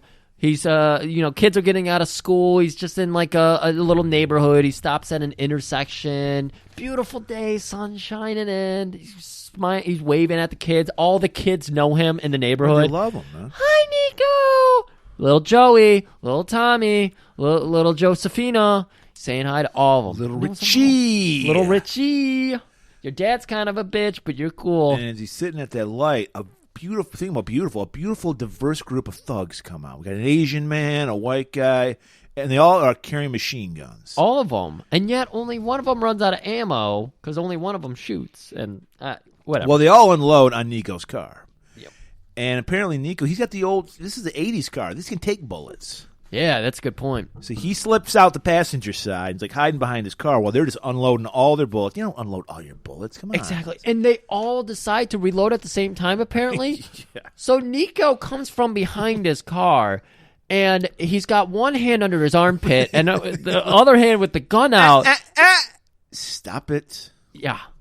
And they're like, you got us. We were trying to reload. Fuck. Why do we do that all the time? Guys, and the guy's like, it's so cool to shoot your gun. You don't want to let go. Funny little AEW skit breaks out where they're all talking amongst themselves. But he's like, tells them to put their guns down. But first.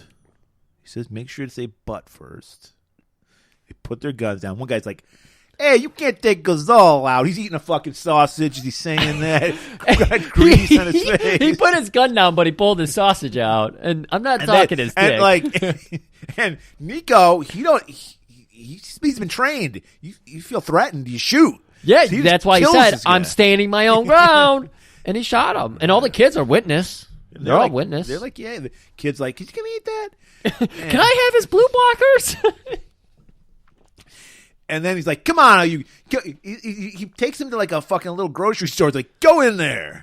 Yeah. So the remaining, was there 6 or 5? I don't know. There's a lot. Let's say there were 6. He shoots the one guy, which is pretty awesome how he just shoots the guy dead.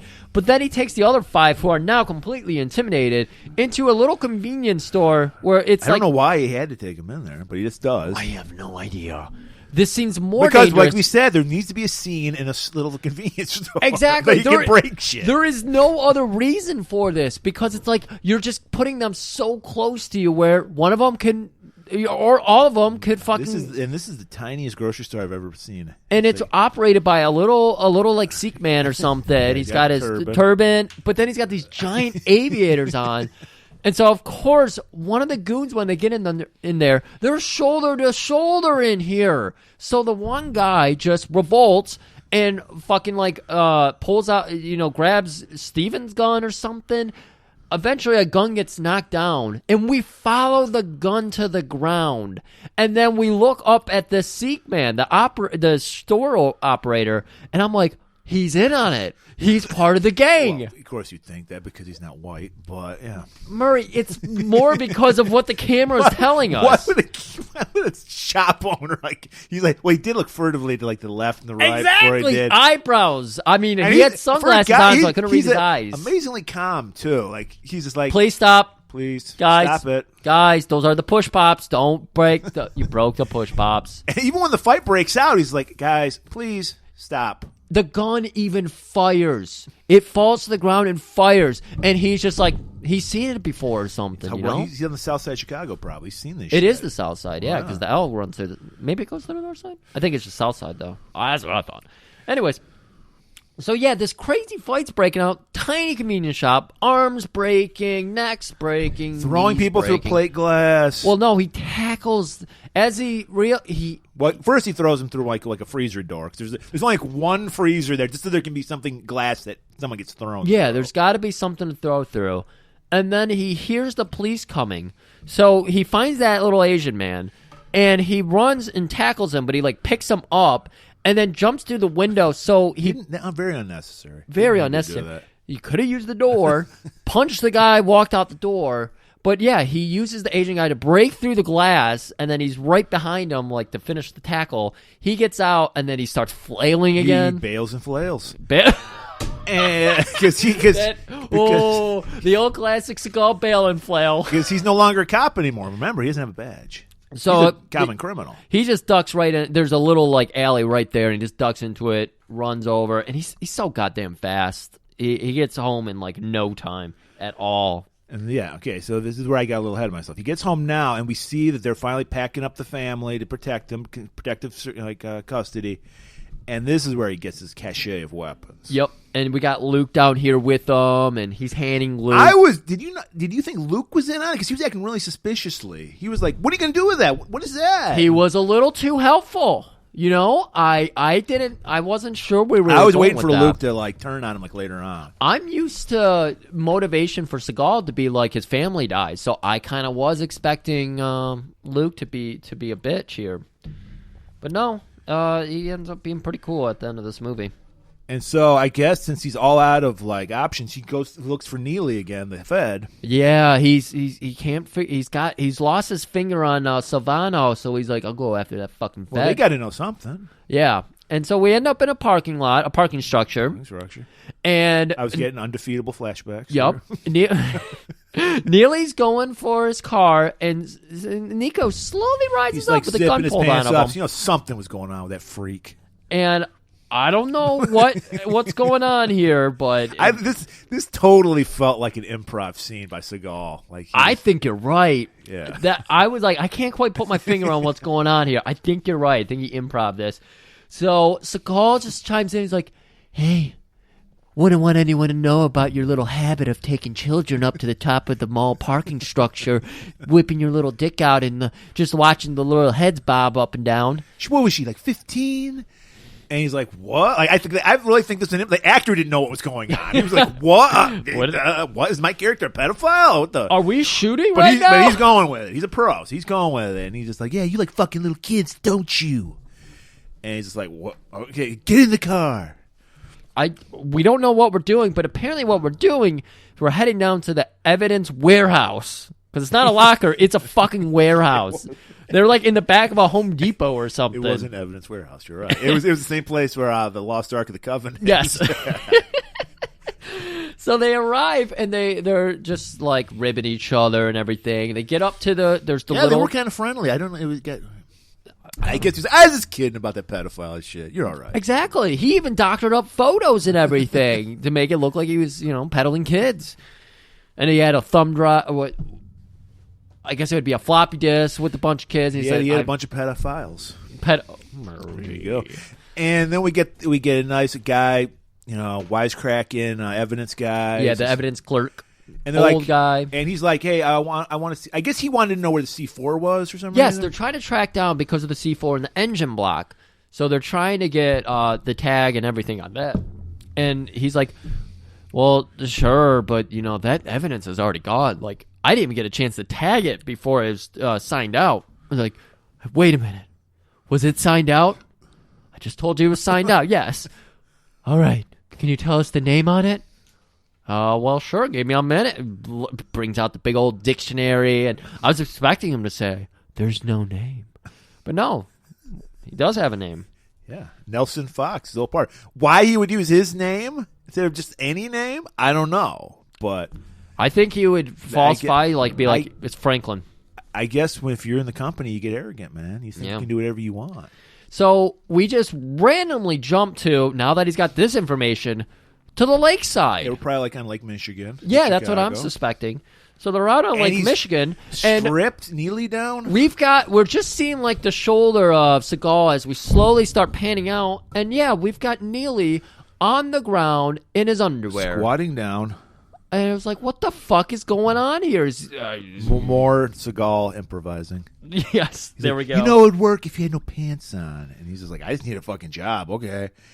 So he has Neely on his like kneeling on his apparently the CIA have walkie-talkies just like the police force does. He's a Fed. He's not CIA. He's just the Fed. Okay, excuse me.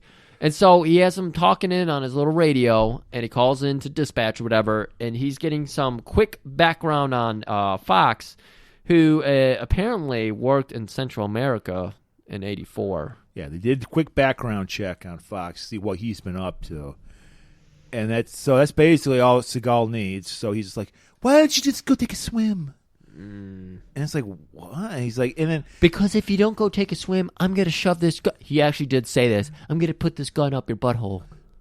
And like I'm serious. He said that. And then he gets in the car, and it's like, why does this guy still keep going? I would just say, see ya. Like, yeah, really. You actually see him jump into the lake. And there's like a bad, post splash. So we're like, where the fuck are we gonna go now? We end up at some kind of electronic expo. I was like, we need now a core dump. That's what I was really thinking. And where do you go for core dump? Well, Murray, you got some private information. I was totally lost by this time. I was like, what's going on? Why are we here? We're at like some kind of tech convention. Yeah, it's some kind of electronic expo. And so they're showing off all the horrible flat screen TVs of the late 80s and everything, like the big giant console TVs and computers, giant Apple and Macintoshes and shit. They're all beige. And he goes up, and this is a world-class hacker he talks to, but she's like a waitress. So she's working undercover, apparently. And Murray, right in this scene, he's walking with his hands under his fucking pits, and he's just like, hey, Jaina. I was stalling until I thought of a name. Jaina, I need your help. And she's like, well, sure, I guess, but we got to wait till we close here. This is a scene where we need something that no one could possibly get for real, just to get this story moving, just to like make everybody like guilty. Like we give the evidence, and the only way we do it is by giving a hacker break into like the CIA's. I'm sure. Well, I don't know. We just got hacked by the Russians recently. I don't know how hard it is. There's constantly shit going on. There's shit going on that people have forgotten. SolarWinds, I think, is the company. There's too much shit happening. So she's just like click, click, click, click, click, click, and immediately she did a Franklin on it. Franklin from Nortino Surrender. Yeah, 3. She was saying, "Oh, you bad little boy! I'm gonna get right into your information. I'm gonna crack your core dump. Have it display all of its information in front of me." And sure enough, she gets it all, but it's not sorted. So beautiful mind Sensei Seagal, he's like, all right, I need you to put these restrictions onto it. Find information based on this and Enhance. And he's whittling all this complex information down. Algorithms, all this shit. You got her fingers working the bone. You see smoke coming. She's typing so fast. It's intense. You can actually see these two are working together. And they narrow it down, and we learn that there's 6 CIA agents just happened to be in town, and they all worked back in the old Nam days. All his old buddies. And they were operating in Central America is the Right. big deal, which happens to be where Father Tiramisu was operating, where the senator was trying to fight against, and the forfeited drugs and all that shit. So it's like brush off the sweat, and he's just like, and thanks just for to that hammer wardrobe. that exposition home, we get in the background TV that shows Senator Harrison, the one honest senator, talking about how the CIA needs to, like, all these like covert ops need to be shut down, and we're like, okay, we get it. So and as we zoom out from that TV, it was actually Jax watching it. She's getting all this information. She's got all the evidence laid out and everything on the she table. gets a call from the nun from the church. Yeah. And she's like, I know where Father Tiramisu is. Meet me at yada, yada, yada. Yep. Meet me at my home address here. So they do that. But you know who else knows where he is? The feds. Zagon. Yeah, Zagon. And his goons. I don't know how they found out. Yeah. But maybe they had the phone tapped. I don't know, at the church. They reversed the phone tap. Maybe they did a core dump. We don't know who Zagon's got working for him. I don't know. Star 69, yes. Like, all right, we got it. So they beat, because of course, Nico's got to go back, and he's run out of shirts. He sweated through them, so he's got to get some new shirts. Well, Nico hasn't even met up with, he's going over to meet up with Jax, and so, they had to do their like I said, but he's rendezvous. holding him up because he's at a shirt situation. Okay. So Zagon gets to the fucking Father Tiramisu first, and he's got this info. Apparently, they were going to assassinate the Senator Harrison because he's going to be at some kind of banquet or some shit later on the day. Yeah, and apparently Tiramisu heard about their plan? Yes. So they're like, if you've heard about the plan, we need to murder you. So tell us, did you hear about the plan? And he's like, no, I didn't hear. Yeah, because if he knows the plan, they're not going to go. They're going to abort the mission. But if he doesn't know, then they're going to go ahead and kill Senator Harrison. Isn't that a catch-22? Because now he knows about the plan. It's not even a catch-22. He knows about the plan because they just told him about the plan. I told you, needlessly convoluted plot. It's so silly. It's so silly. So, like, Zagon's like, I know something that'll get you, those lips a moving.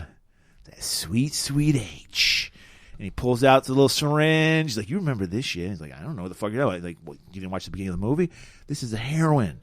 And he injects him, and he's like, oh, wow, so great. And fucking Father Tiramisu is flying like a motherfucker. Yeah, and he starts coughing off the truth, and they're asking him, like, what did you tell the feds? And he's just like, I told them you're a pedo, rapist, terrorist, torturer. And that's not good enough for Zargon. He's like, I know you said some shit. Zargon? Is that right? Zagon? Zagon. Zagon's a horrible fake name, too. But Zargon's some sci-fi guy. Yeah, that's some sci-fi shit. Any Z-name is sci-fi. So, just as they're about to just murder, we don't need any more information from Tiramisu. Yes, phase 2 of the torture is about to start, where they get the knife out. Because we know from the first scene, which, by the way, I wanted to mention this. When they're torturing the Viet Cong guy, he cracks the hugest smile. He's into that shit. But apparently. Anyways, maybe... Well, he's high as fuck. I was going to say, they probably shot him up. He was probably feeling good about the drugs. Okay. But yeah, they're getting ready to start carving up poor Father Tiramisu. I mean, everyone wants a cut of that tiramisu. Everyone's got a sweet tooth. And just as that happens, Super Cop Nico shows up. Because they're just at some hotel somewhere. Flophouse Hotel. No, that was the nun's apartment. Was it? Yeah. Okay. That's where she was hiding him. Anyways, so this is when Nico has conveniently arrived. He does not do anything with any kind of grace, so he just kicks open a door and starts firing in every direction. Right. Like he just as quickly as but he tells Jax, stay in the car. Yes. Because it's just going to be him and the other cop, Luke. Yes. Go ahead, stay in the car. You brought your book and your paperwork, right? Good. Stay in here. Don't even think about moving. In fact, lock the windows and doors. And, like, Luke immediately gets shot, and he just takes off. He, like, gets shot in the shoulder, and he's like, I'm out of here, Nico! You handle it. And so Nico's it's just firefight. They're just shooting back and forth. And then Jax is like, bitch, you know I ain't going to stay in the car. So she comes up. She's coming up the stairs, and she stops. Nico. It's like follow the sounds of the gun. Like maybe be quiet. Maybe there's. It's a hostile situation, and so Eric Sloan busts out. With it was a Eric shotgun. Sloan. He comes out with that big old shotgun. And just blows fucking Jax away. Yeah, she goes flying. You get that moment where Nico turns. Jax! But then he turns the other way and runs the opposite direction, jumps out a window. He shoots Eric Sloan first. Okay, he just shoots. Yeah, Okay. kills him. And then, he jumps out a window, and it's right next to the L train. So he just does a little bail and flail, jumps on that fucking train. It's going very slow, so he can do it. Yep. He actually did it. That was it. Seagal doing that. That's a good point. And the bad guys, jump out, because it's right next to a station, apparently, because the thing stops. Yeah. So So they're doing a little cat and mouse here. Like the goons are right on his ass, but it turns out, in his string bean days, he was pretty agile. So he has actually already hopped over 3 trains, but we get some shots to build tension of them walking down the cars, and they got their guns drawn and everything. People barely give a shit. They're just like, it's another day. It's Chicago, man. There's a another lot day. of fucking killings going on in Chicago. Yeah. So Nico gets away. Nico gets away. And he goes straight to Jax. He assumes Jax is dead. He's like, I'm not even going to check on her. He didn't even call the cops. We got somber music playing. He's looking around at all of her photos. He's rifling through the CDs. He's doing all the grift shit, I don't have that one. He's like, He goes into the fridge. He gets the milk out. He gets the orange juice out. He's pouring himself a nice glass of orange and then milk. he leaves there's a tiny bit of milk left. Just throw it away. Yeah. But no, he just leaves that. Leaves a little bit in there. And he leaves the cap off, too. Come on, Nick. He looks over at the fireplace, the mantle, where she's got photos. She's got one photo of herself and then one photo of Steven's family. She's in it, at least. Right. But then 12 of just Steven. It was weird. All right. Again, just a hint of what's to come with the Steven Seagal movies. Everyone loves them. And so he heads gets in the cab and heads over to he had sent his family house. to his It's a safe house. uncle. Yeah. It was like her uncle or something. It was some family The guy member's with the house. mustache, that's all I remember. Yeah, it was the guy with the mustache. And You're the guy right. with the mustache, he's like, Nick! Jax is fine. She had a fucking vest on. Yay. Everything's She good. put it on. She took the time to take her shirt off, put the vest on, and then put her shirt back over it. Hey, we've had so many wardrobe changes. Why not? And so everything's good. Nico's sniffing a baby for some reason. Yeah. Oh God! As soon as they hand him that baby, he just goes straight to the snorting. Something about that baby reminds him of his old drug days. I love the smell of babies. And of course, he's got Sarah there, who's begging him, just drop this. Let the feds figure it out. Let the cops figure it out. You're too close, Nico. And he's like, I got to handle this. This is my mess that I started back in Nam, and I got to finish it. It's a suicide mission. Doesn't I have matter. to do this. So he cut to. He's on a building. He's got one of those spy sniper scopes. Not this is a scope, not the rifle. And he's staring at our boy Zygon in his room. Yeah. And then we hear, I knew you'd be here, Nico. This is a perfect spot. You're a master of recon. This is the perfect spot to watch Zygon. It doesn't help that he left the light on. So It's Zygon. I mean, it's not Zygon. It's Fox. Fox. And he's like, look, I'm going to tell you every illegal thing we've been doing for the past 40 years. Yep. And Zygon, we're fucking profiting from all this drug trade. We don't give a fuck about people. It's about that money. Walk, Nico. Walk, please walk. I've seen you run. Walk. I don't want you to hurt your wrist. Please walk. And he's like, so was he going to kill Nico or was he going to let him go? I think he was going to let him go. He was just trying to make sure he got, because this is probably one of these things where it's like they're about to complete everything they needed to. They're about to wipe their hands They're clean. tying up all loose ends. They're going to get rid of that senator, and it's back to the drug trade. Exactly. And it's like we just need Nico away for a little bit longer, and once we got all that settled, we're good to go. So I bet what it was Zygon told him to kill him, but he's like, "This is my boy. I'm going to try to reason." No, with he him. did. He absolutely did, because when he catches him, he's like, you couldn't even do that. You couldn't even kill him. This pansy-ass man who can't even run. So Nico, super cop, we said he's super moral. He cuts a nice promo on him about America and all. He's like, you guys, I believe in this country. I came to this country as a baby. And remember, I was born in Sicily. And I came to this country, and I believe in everything it's about. You guys, you think you're above the law. We ain't above my law. And then they're actually walking and doing this promo, and they're going to the parking garage to get in Nelson's car. Apparently, I guess he's going to drive him out the outskirts of town, let him go. I think what he's going to do, we already saw this scene play out once. He's going to drive him over to the lake, strip him down, make him jump in the lake. Okay. Yep. And just as they're about to do that, Zygon shows up, and with, for some reason, that rat-faced mulleted bartender and Silvano. Was that not the greatest reveal of this movie, though? Like he's the. It turns out that rat-faced guy's the mastermind behind all of it. I love Henry Silva in this movie because the guy just every scene he's in, he kills it. But yeah, that bartender getting out of that car, I was like, no, what? Why? Thank you, director. We're going to finally get our, satisfaction. Yes. Even though we really don't, because we never really see him get killed. We know he gets killed. We never really see it. You know what? That is... Wow, they teased the fuck out of us. Right. I'm blue balls in from that. He should have gotten Silvano's end. I had a wet dream imagining him dying the other day.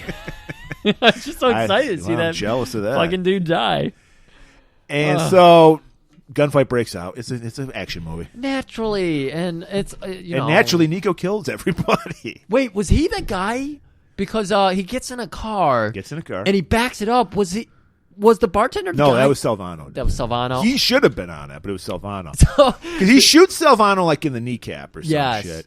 And I think he does. Oh no, he does not kill the bartender. Because the bartender's later on. Okay. The bartender gets away. He scurries away like a little rat face that he is. But Sensei, during the whole scuffle, he ends up getting into a car. He shots Silvano. He carjacks a guy. He just throws a guy out of his car. Yeah, jumps in it, and then he slams it into reverse. They're way up on a parking structure, so he goes into reverse. He hits Silvano, who's now riding on the trunk of the car, and then crashes it through, so it's like half the car is hanging over, and then we see Silvano turn into a dummy and fall 45 stories. And he lands right on the electrical wire of the L train. Damn it. Ugh. And that should have been the bartender, but no, it's Silvano. Exactly. Yep, that should have been him. But and then the guys show up like Zygon. They start shooting. He just jumps in another car. Apparently everyone's leaving their keys in their car because he starts up another car, takes off, gets out of the parking garage structure. In the late 80s, maybe if you're a little carjacker in the 80s, you would have known this, but everyone kept their keys up there. That's why it's in every movie. Everybody keeps their keys in their visor. And never done that. I don't know if the fuck ever does that. I was watching King of the Hill, and they did a good play on that, where Dale Gribble, the crazy man, he would be one of the types to have his keys up there, and his son's pissed off. He's trying to steal his Bugabago. And so he looks up in there, he looks in the glove box, and then he looks, it's just in the ignition. So maybe he stole Dale Gribble's car. Maybe he stole Dale Gribble's car. But he gets out, and then he's immediately fenced in by the bad guys. No, it's the cops. Cops? Yeah, the straight up cops. And well, then how does Zygon get a hold of them? Because the cops and the feds were working together. So the cops have to turn him over to the feds because the feds are higher than them. So then I thought what revealed was that the feds were actually legit. Were the feds really working with him? Fuck if I know. This movie's too convoluted. I thought it turned out that Neely actually was a good spot, but I don't know. Neely was okay. Maybe, and then we'll just say, because who cares at this point? Neely was playing both sides. Let's say CIA guys stopped them. Let's go for it. Okay. You know what? For the sake of finishing this, but by the way, everybody, this is not the most fun Steven Seagal movie. This movie is boring as shit. Yeah. It's dumb. The bartender does not get the just desserts he deserves. We don't get the just desserts of seeing him killed. I mean, we got a character named Tiramisu, and we're not going to get a delicious just dessert. No. It's fucking stupid. So apparently the plan is still on to kill the senator, who's in a hotel. He's giving a speech, and they're in the hotel, in the kitchen. It's so frustrating because now it's we're not going to kill the senator because Father Tiramisu knows about it. No, they're going to kill him, I thought. Murray, stick with me here. Okay. We're not going to kill Father Tiramisu because he might know that we plan to kill the senator, and we can't kill him if somebody knows that we're going to kill him. Whatever happened to Father Tiramisu? Did he get killed in that gunfight? Who knows? So he's probably still tripping in the fucking even more people know about them trying to kill the senator, and yet they're still going to go along with the plan that was being thwarted by one man who may or may not have known about it. So is this scene just the satisfaction of getting revenge on Nico? Like, why were they even like? Were they going to question Well, he him? knew.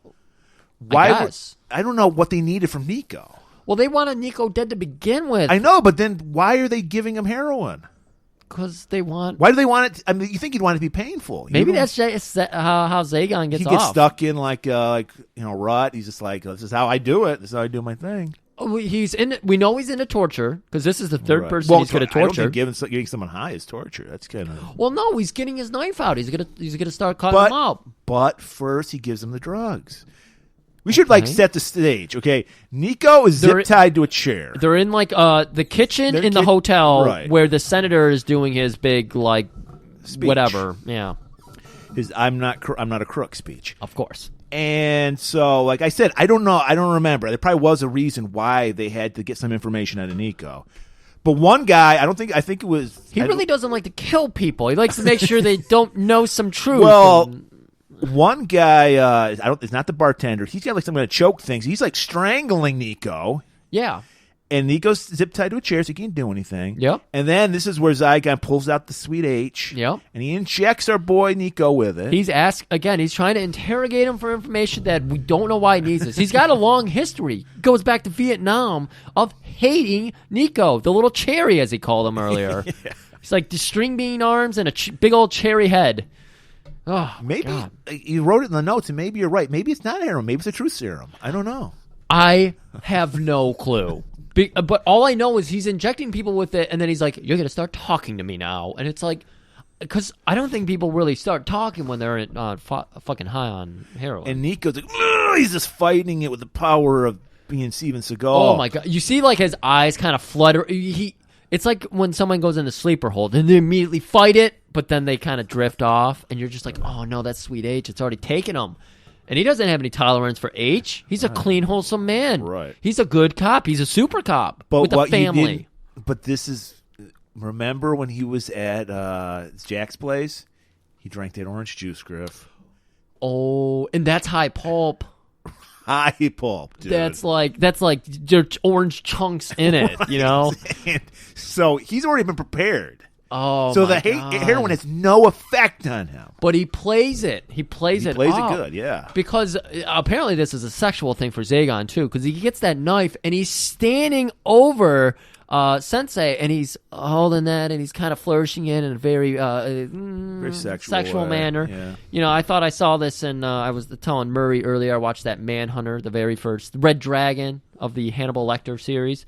And again, it's a very sexual thing. He likes to, stab people, and he gets off on it. Right. That's his wet dream, Murray. And but the wetness is blood. Yeah. But he gets a little too close to Sensei, who is playing possum. And he just kicks him in the dick. The old possum kick. And so he's incapacitated. And this shows how powerful Sensei is. He snaps zip ties. I've never seen this. I've worked with zip ties for all my days. I've never seen a zip tie break like this. And this is where we just assume he takes everybody out. We never really get to see him kill the bartender. It's in just like the blur of the moment. Yeah. He just somehow murders him. He doesn't he get like cut in his arms or something, Sensei? Because his shirt is bloody as fuck. Well, he was getting punched and all that shit. So. Oh, and the strangling actually cut his neck up. Okay. So he takes everybody out, and it's just him and Zygon. And we love Harry Silva, but he's an old man. So he throws a punch at Sensei. Sensei just grabs him, puts him in a fucking arm bar, elbows fucking Silva in the nose, busts his fucking nose. And then I remember this is the only thing I really remember. Because if I did remember more, we wouldn't have done this movie, Griff. Because it's the only thing I remember. I saw this in the theaters when it came out. The arm snapping scene, like, what the fuck? I've never seen that in a movie before. So that blew my mind. Yeah. And so we get that nice snap that we learn that's like a common thing now. It's like the Jean-Claude Split. You got to do it. Oh, absolutely. And he snaps his arm and just kills him. Yeah. I think he puts him like a chokehold and breaks his neck or something. Yeah, he does. The old the only way I can explain this, and it's not going to help anybody understand what's happening here unless you've seen it. That's how Cody Rhodes sets up the crossroads. Okay. That's the only way. And then he broke his neck like that. And then he heads upstairs where, again, he's this staggering. Apparently, the orange juice is wearing off because he's kind of staggering. Well, his around. blood loss, and then he was running around, and, he's probably tired. He just stumbles into that. The guy just finished his speech, the senator, Yep. and he just stumbles and collapses finally. And everyone's, of course, praising him. Oh, he's a hero. Oh, my God. And we just kind of fade to black and come back to. It's the next day. Who knows where in time and space. This all happened, I think, in a week. So I don't know. This is Sunday again, if you will. Did we ever see Jax again? We just know that she's not dead, right? Did she show up at the end? I don't know. I don't remember. Well, we know she's alive. That's you all know we what? need to She know. does not show. I think she was at the Senators thing, but she's definitely not in this last scene here. Okay, so we see the scene like Nico's back at home. Yep, he's recovering. He's got all kinds of reporters there. The senator shows up with some people that have some questions for him about what was going on, what's really going on with the CIA. Because he's like the deep throat. He's going to tell you everything you need to know. That's right. And he just starts unloading. He finally tell this shit. And did Nelson get killed? Whatever happened to Nelson? Nelson. Oh, Fox. Yeah. Who the fuck knows? Maybe him and Jax, are just hanging out in the hospital fucking or something. And then this is another thing we didn't point out because this brings me back to Deadly Ground. Was that the last one? On Deadly Ground. We get that voiceover where Sensei just gets really pompous about, Wow, yeah, that's right. I don't know if I put that together. So we get this nice little soliloquy, if you will. Whenever you have a group of individuals who are beyond any investigation, who can manipulate the press, judges, members of our Congress, you'll always have those in our government who are above the law. Ooh. Cut to credits. He's like, let you think on that for a while. Powerful words from a man who is a Trump supporter and a Putin lover. And I think he hangs out with Kim Jong-un, too. I'm sure he hangs out with all the dictators. So, interesting that I don't know if he felt apparently that. He believes he's above the law, apparently. He absolutely does.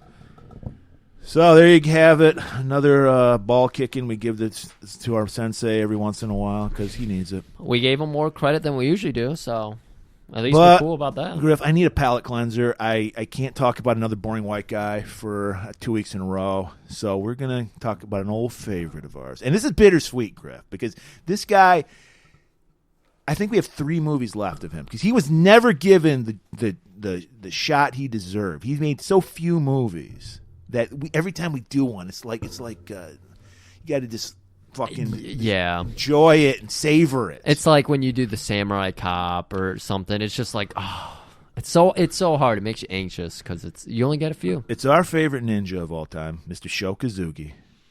And this is he changes it up. And I like that about Sho. He was like, maybe the ninja shit's getting stale, so I'm going to be a spy in this movie. Okay. His take on the James Bond. It's called, and I'm sorry, I do not think Shane and Kane make an appearance in this movie, guys. So, I mean, we love Kane. We love seeing Kane, and we like seeing Shane make a fool of himself. Shane's one of those guys, like, I can't hate Shane because it's like, how can you, like, come on, if our dad was Sho Kazuki and our brother was Kane, we'd be shit too. So you can't, like, hate on him. You can only pity him. Exactly. It's called Rage of Honor. And that's what we're doing next week. And we'll see you then. Keep it warm.